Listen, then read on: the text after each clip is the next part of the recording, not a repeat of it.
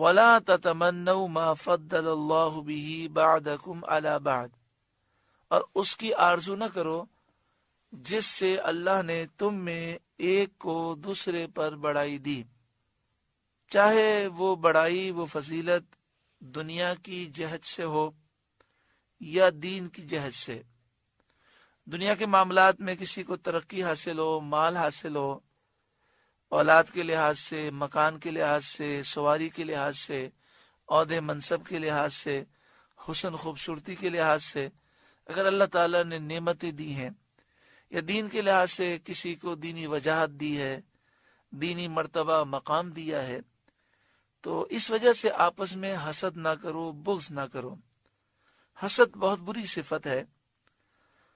جو آدمی حسد رکھتا ہے، جو حاسد ہوتا ہے، وہ دوسرے کے اچھے حال کو دیکھ کر جلتا ہے اور تمنا کرتا ہے کہ یہ اچھا حال، یہ نعمتیں مجھے مل جائیں اور یہ شخص اس نعمت سے محروم ہو جائے۔ یعنی حاسد جو ہے وہ جلتا ہے اور اپنے مسلمان بھائی کی تباہی کی تمنا کرتا ہے۔ تو اس لیے یہ چیزیں بندے کے لیے ممنوع ہیں۔ بندے کو چاہیے کہ اللہ کی تقسیم پر راضی رہے۔ اللہ نے جو نصیب میں ہمارے لکھا اس پر انسان راضی رہے، اور یہ سوچے کہ اسے نعمتیں اللہ نے دی ہیں تو میں کیوں جلوں، میرا رب جسے جو چاہے نعمت عطا فرمائے۔ اس نے جس بندے کو جو فضیلت دی، چاہے دولت دی یا کوئی دینی منصب دیا، یہ سب اس کی حکمت ہے۔ آگے فرمایا لِلرِّجَالِ نَصِيبٌ مِّمَّا اكْتَسَبُوا، مردوں کے لیے ان کی کمائی سے حصہ ہے، وَلِلنِّسَاءِ نَصِيبٌ مِّمَّا اكْتَسَبْنَا، اور عورتوں کے لیے ان کی کمائی سے حصہ ہے۔ اس کا شان نزول یہ ہے کہ جب آیت میراث میں لِلذَّكَرِ مِثْلُ حَظِّ الْأُنثَيَيْنِ نازل ہوا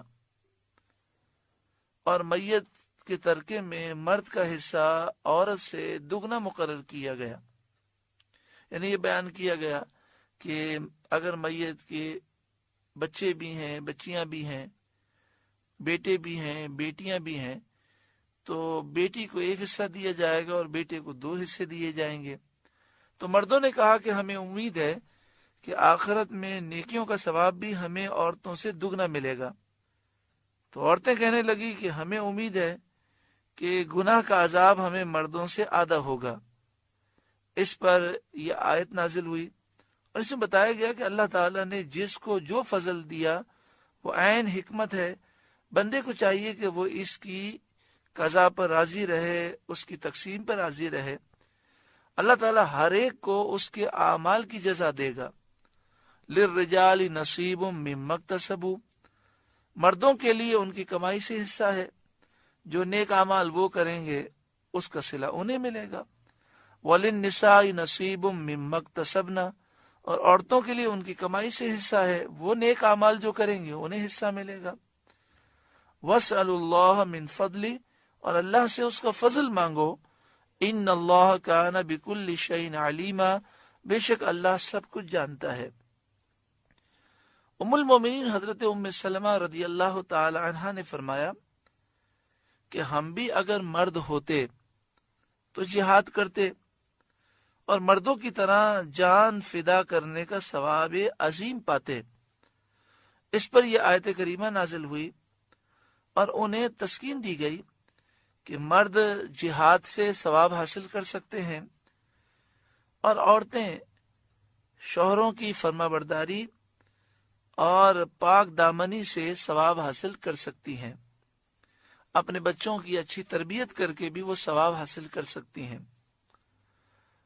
وَلِكُلٍّ جَعَلْنَا مَوَالِيَ مِمَّا تَرَكَ الْوَالِدَانِ وَالْأَقْرَبُونَ، اور ہم نے سب کے لیے مال کے مستحق بنا دیے ہیں جو کچھ چھوڑ جائیں ماں باپ اور قرابت والے۔ یعنی اللہ تعالیٰ نے فرمایا کہ ہر ایک کا ہم نے حصہ مقرر کر دیا۔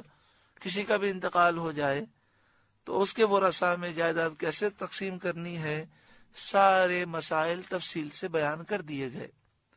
والذین عقدت ایمانکم فآتوہم نصیبہم، اور وہ جن سے تمہارا حلف بند چکا انہیں ان کا حصہ دو۔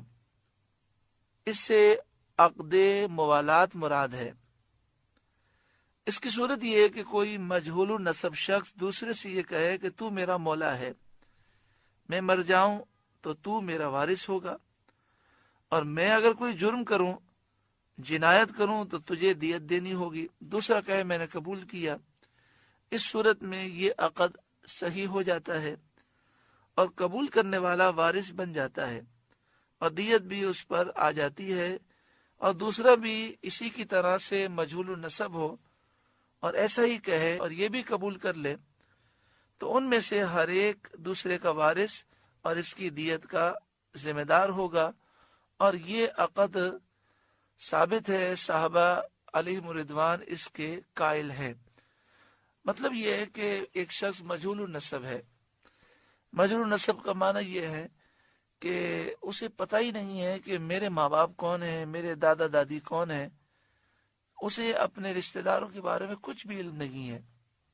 تو ایسا شخص جو مجہول النسب ہو، وہ اگر دوسرے سے یہ کہہ دے کہ اگر میں مر جاؤں تو میرے مال کا تو وارث ہوگا، اور اگر میں کوئی جرم کروں تو دیت تجھے دینی ہوگی، وہ قبول کر لے، تو اس صورت میں اسے عقد موالات کہتے ہیں۔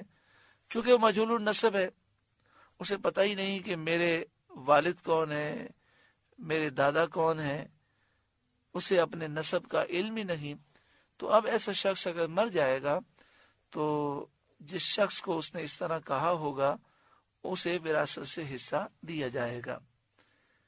اس کی مزید تفصیل بحر شریعت میں جہاں پر وراثت کے مسائل ہیں وہاں سے آپ مطالعہ کر سکتے ہیں۔ ان اللہ کان علی کل شیء شہیدا، بے شک ہر چیز اللہ کے سامنے ہے۔ سورۃ النساء کا 5واں رکوع مکمل ہوا۔ اللہ تعالی ہمیں اس کے نور سے روشن اور منور فرمائے۔